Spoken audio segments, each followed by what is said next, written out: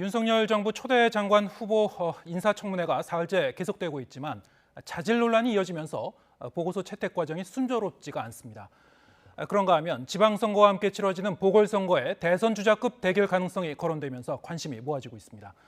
정치가 있는 저녁 정가는 오늘은 김준일 뉴스톱 대표와 함께 얘기 나누겠습니다. 자, 어서 오십시오. 안녕하세요. 네. 원래 오늘 열릴 예정이었던 한동훈 법무부 장관 후보자의 인사청문회 다음 주 월요일로 이제 연기가 됐죠. 예. 네. 이게 증인 채택 문제 때문에 그런 건가요? 예, 증인 채택 문제를 놓고 이제 좀 여야가 갈등을 빚었는데 사실은 이제 여야 간사, 이제 법사위 간사에서는 합의를 봤습니다. 그래가지고 임은정 법무부 감찰 담당관 그리고 한동수 대검찰청 감찰부장 같은 경우에는 민주당 쪽에서 이제 증인을 채택을 했고요. 국민의힘에서는 박영진 의정부지검 부장검사 그리고 김경률 회계사 이 두 사람은 이제 했거든요. 이게 이제 어떤 의미였냐면은 임은정 이제 검사 같은 경우에는 그 한명숙 그 사건과 관련해서 전 총리 그 사건과 모해 위증 교사 뭐 이런 그 수사 그거가 그런 의혹이 있었는데 그거를 그 윤석열 검찰총장이 이 수사를 방해한 의혹이 있다라는 걸 먼저 이제 제기한 사람이잖아요. 그러니까 그런 부분을 좀 집중적으로 한동훈 후보자와 관련해서 제기를 할 것이다라는 거고 네. 한동수 대검찰청 감찰부장 같은 경우에는 판사 사찰 의혹이 있었잖아요. 그거와 네. 관련해서 감찰을 주도했던 사람입니다. 한마디로 얘기하면 검찰이 그동안 무리한 수사를 하거나 불법적인 수사를 했다라는 거를 계속 문제 제기를 했던 사람은 이제 증인을 채택을 한 거고요. 박영진 검사 같은 경우에는 지금 현 소위 말하는 검수완박 법안에 대해서 검찰 내부에서 가장 강렬하게 반대를 해왔던 인물 중에 한 명이에요. 그러니까 이 지금 통과된 이 법안에 대해서 조금 문제점을 부각시키기 위해 이제 채택을 한 거고 김경률 회계사 같은 경우에는 조국 흑서 소위 말하는 한 번도 경험해보지 못한 나라 이거에 그 저자죠. 그러니까 이런 뭐 소위 말해서 민주당의 내로남불 뭐 이런 것들에 그리고 뭐 이런 것들 좀 뭐 하고 소위 말해서 이제 채널 A 관련해서 그러니까 검언 유착 의혹이 있었잖아요. 그게 이제 이동재 기자 같은 게 무죄를 받았는데 이게 좀 민주당이 무리하게 밀어붙였다. 이런 것들을 이제 부각시키려고 한 건데 김경률 회계사가 예전에 SNS에 네. 최광욱 의원에 대해서 욕설 비슷한 걸 좀 썼습니다. 그것에 대해서 그래서 민주당에서 강하게 반발을 해가지고 좀 잡음이 있었는데 결국은 다 채택하는 걸로 결론이 났습니다. 네, 지금 민주당은 이제 그 인사청문회를 연기를 했지만은 어쨌든 제출하지 않았던 그 자료 제출하라 이러면서 이제 압박하고 있고요. 그런데 이제 연기된 인사청문회에 대해서 이제 이준석 그 국민의힘 대표 같은 경우는 이게 별의 순간이 올 수도 있다 뭐 이런 말도 했어요. 예. 자, 이게 누구한테 득이 됩니까? 연기를 하는 거에? 근데 연기를 한 것에 대해서는 사실상 여야의 이해관계가 좀 맞았다라고 봐야 될 것 같아요. 민주당 입장에서 이제 보면은 첫 번째로는 이제 오늘이었잖아요. 어제 그 이제 검찰청법하고 형사소송법 개정안이 국무회의를 통과를 해서 공포가 됐잖아요. 네. 그래서 바로 다음 날 할 경우에는 한동훈 후보자의 각종 의혹도 있는데 모든 것이 다 이 소위 말하는 검수완박 법안에 포커스가 집중되는 거 부담감 하나. 또 하나는 너무 많이 열립니다. 하루에 요즘. 그러니까 그렇죠. 지난주에 사실은 열었어야 되는데 이 법안 처리 때문에 다 수년이 됐잖아요. 예. 하루에 많으면 6명씩 열리거든요. 그러면은 포커스가 이제 그러니까 너무 그러니까 좀 묻어가는 그 후보자들도 나오는 거예요. 그러니까 한 명을 집중적으로 공격하겠다. 라는 것도 있고 문재인 정부 그러니까 윤석열 정부 이제 출범과 즈음에서 조금 더 그 출범식과 즈음에서 해가지고 이거를 최대한 이 청문회 정국을 길게 가져가겠다라는 게 이제 민주당의 전략이었죠. 그래서 이제 연기가 된 거고 국민의힘도 나쁠 게 없다. 왜냐하면 한동훈 후보자가 또 이제 논리적으로 말을 잘 하고 그러기 때문에 혼자 스포트라이트 받아도 결코 불리할 거 없고 결정적인 낙마 하자가 없기 때문에 무리한 법안 추진을 오히려 부각시킬 수 있다. 서로 이해관계가 어느 정도 맞아 떨어졌다 이렇게 봐야 될 것 같아요. 예. 다음 주 월요일 뭐 어떻게 좀 전개가 되는지 봐야 될 것 같고요. 좀 이런 가운데 이 민주당은 이제 한동훈 후보자 등 이제 장관 후보자들하고 한덕수 총리 후보자의 인준을 연기하는 걸 지금 고심하고 있습니다. 자, 관련 내용 들어보시겠습니다. 정호영, 또 어제 그 사퇴한 김인철, 네. 또 한동훈, 그리고 또 여러 명이 지금 있습니다.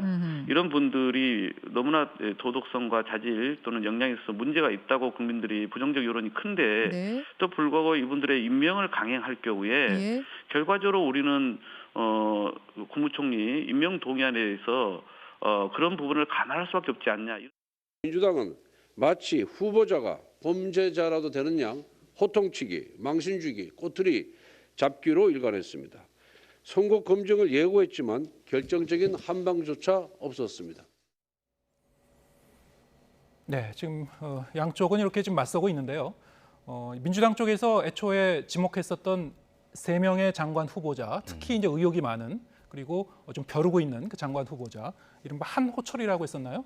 네, 그 중에서 이제 김인철 장관 후보자는 자진 사퇴했습니다만 한동훈 후보자와 이 정호영 후보자는 지금 남아 있는 건데, 자, 오늘 아침에 보면은 당선인 측 이제 관계자가 정호영 후보자는 어제 인사청문회를 보니까 그동안에 이제 의혹이 상당 부분 클리어됐다, 해소됐다 이렇게 이제 표현을 했습니다. 자, 그러면 뭐 임명 강행하는 쪽으로 가겠다는 건가요? 뭐 아직은 좀 봐야 될 것 같습니다. 일단 예. 윤석열 당선인의 지금까지의 인사 스타일이나 이런 것들은 한번 신뢰하면 끝까지 간다라는 거예요. 그래서 사실 김인철 후보자 같은 경우에도 이게 정말 자진 사퇴냐 아니면 사실상의 이제 자진 사퇴를 권유한 거냐 뭐 이런 논란이 있었는데, 국민의힘 쪽 얘기를 들어보면은 김인철 후보자가 본인이 전화를 걸었다고 합니다. 그래서 자진 사퇴를 하겠다라고 하고 했다라는 거예요. 그러니까 윤석열 당선인이 먼저 낙마해라, 하차해라 이런 요청은 없었다라는 게 이제 국민의힘 쪽에 이제 제가 들은 얘기입니다. 그래서 지금 정호영 후보자 같은 경우에는 아무래도 굉장히 부담이 되죠. 근데 어찌됐든 좀 더 여론을 좀 살피면서 가는 거고, 또 하나는 정호영 후보자가 조금 버텨주면은 다른 후보자에 대한 그 프레셔라고 하죠. 압력이 좀 덜할 수도 있다. 방패 역할을 할 수 뭐 있습니까? 방패 역할, 뭐 인간 방패 뭐 이런 얘기도 예전에 있었습니다만 어쨌든 그런 부분까지 고려를 해서 오늘 얘기가 좀 나온 게 아니냐 그렇게 보여지고요. 민주당의 지금 고민은 지금 한덕수 총리하고 이게 연계하는 게 맞냐. 그러니까 사실은 개별 사안으로 그 적격 부적격을 보는 게 맞잖아요. 근데 지금 논리는 어쨌든 임명 제척권을 총리가 가지고 있는데 이런 부적격자를 추천한 것에 대해서 죄송합니다. 총리 후보자가 네. 책임을 져야 된다라는 논리예요. 그래서 오늘 하태경 의원은 오늘 오전에 라디오에 나와서는 사실은 민주당은 이미 한덕수 총리 후보자에 대해서 낙마를 결정하는 상황이나 마찬가지다 이런 식으로 얘기도 했거든요. 예. 그래서 지금 상황은 아마 한덕수 총리의 그러니까 표결로 부결될 가능성이 점점 높아지는 거 아니냐. 왜냐하면 한동훈 후보자에 대해서 지명 철회나 뭐 낙마를 할 가능성은 거의 없잖아요. 예. 그래서 아마 한덕수 총리의 좀 불투명한 상황이 됐다 이렇게 봐야 될 것 같습니다. 예.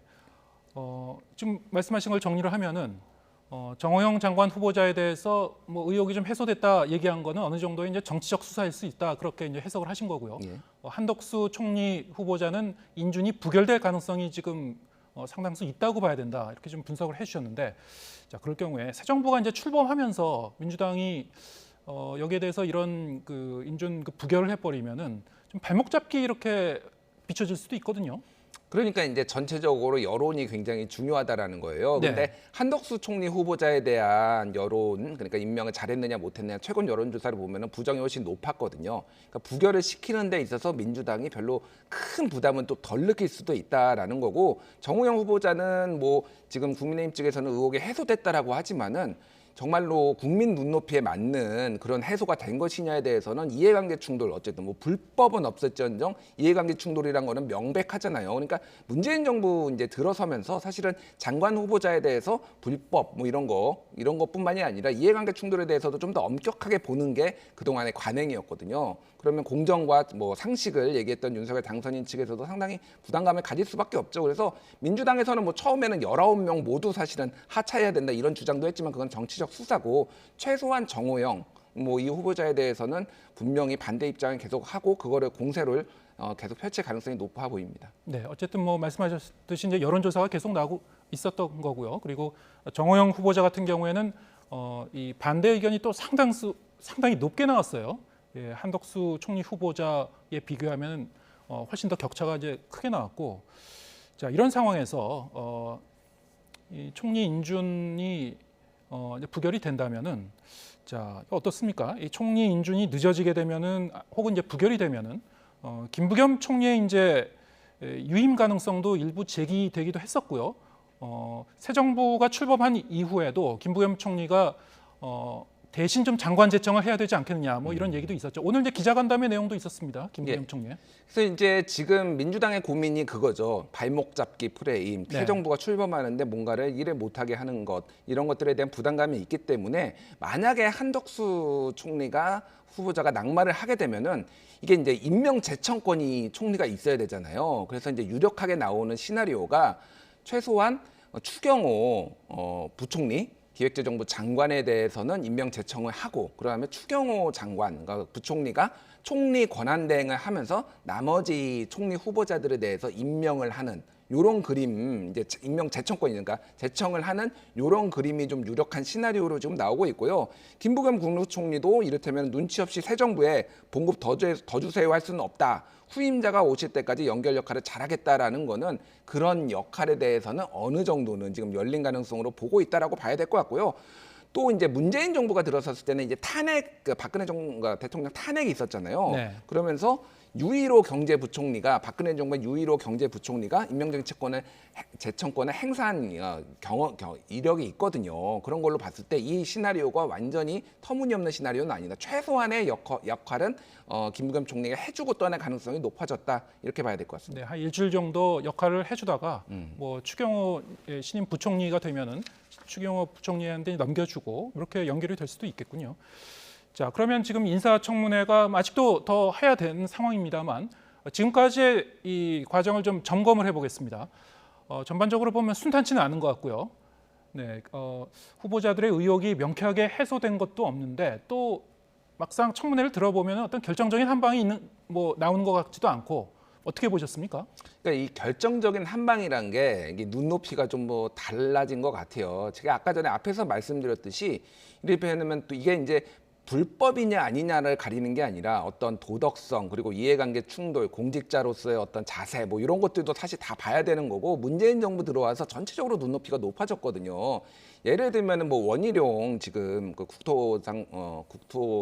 국토부 장관 후보자 같은 경우에는 소위 말해서 이제 뭐 김영란법을 피하기 위해 그 뭐 오마카세 식당이죠. 이제 뭐 주방장 특선 일식집, 고급 일식집입니다. 고급 네. 일식집 여기에서 이제 쪼개기를 했다라는 의혹이 있습니다. 이게 그러면 불법이냐 아니냐 의혹은 있는 건데 누가 봐도 이거는 부적절해 보이거든요. 근데 이것에 대해서 그럼 불법이 아니니까 국민의힘에서는 별게 아니다라고 얘기를 하면은 그게 국민들이 모두가 납득할 수 있냐라는 거예요. 어쨌든 지금 전체적인 분위기 보면은 결정적인 한 방이 없었다라고 맞지만은 의혹은 너무 많은 후보자마다 의혹은 다 지금 쌓여 있는 상태. 근데 그 의혹 관련해서는 그 김영란법 위반일 것이다 이런 얘기가 나오고 있죠. 그렇죠. 예, 네. 그러니까요. 그러니까 근데 그거 이제 그러면은 그거를 다 뭐 압수수색을 해서 볼 수도 없는 거고 예. 이를테면 그런 이제 어려운 부분들이 있습니다. 그래서 아무래도 이제 검수완박 법안의 충돌이 있으면서 이 긴장감이 좀 청문회 긴장감이 많이 높아진 것도 사실이고요.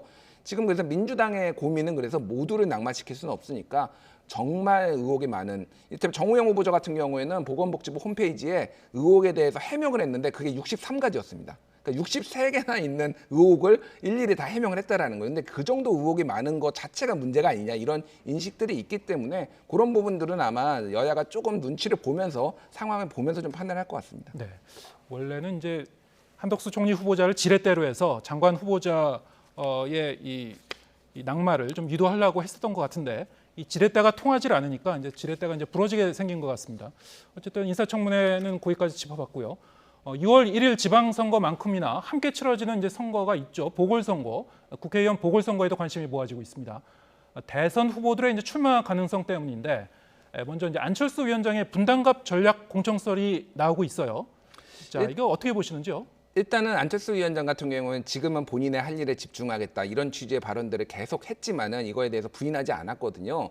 그 소위 말하는 안철수계 뭐 인사들 이런 분들의 얘기를 들어보면은 사실상 전략 공천해야 된다 이런 메시지들을 지금 여러 차례 이제 냈어요. 그런 것들이 이제 이미 언론 보도를 통해서 나왔다라고 본다라면은 사실상 이제 선언만 남았다. 그러면 그 선언이 어느 정도냐라고 했을 때는 그 매우 유력한데 아마 다음 주 월요일 아니면은 일요일쯤에 선언을 하는 거 아니냐 뭐 이렇게 얘기가 나온 상황이고요. 이준석 대표도 이번 주 안에는 이거를 정리를 해야 된다라고 이미 그러니까 국민의힘 내부 데드라인은 어저께였거든요. 지났거든요. 그러니까 전략 공천을 그러니까 보궐선거 전략 공천은 어저께까지 신청을 했었어야 되는데 아니다라고 한다라면 그 부분은 어찌 됐든 이번 주 안에 정리가 될 수밖에 없고 매우 유력하게 좀 많은 확률이 좀 높아졌다 이렇게 봐야 될 것 같아요. 예. 자, 그런가 하면 민주당에서는 이재명 상임고문의 거취가 뜨거운 이슈죠. 관련 녹취 들어보겠습니다.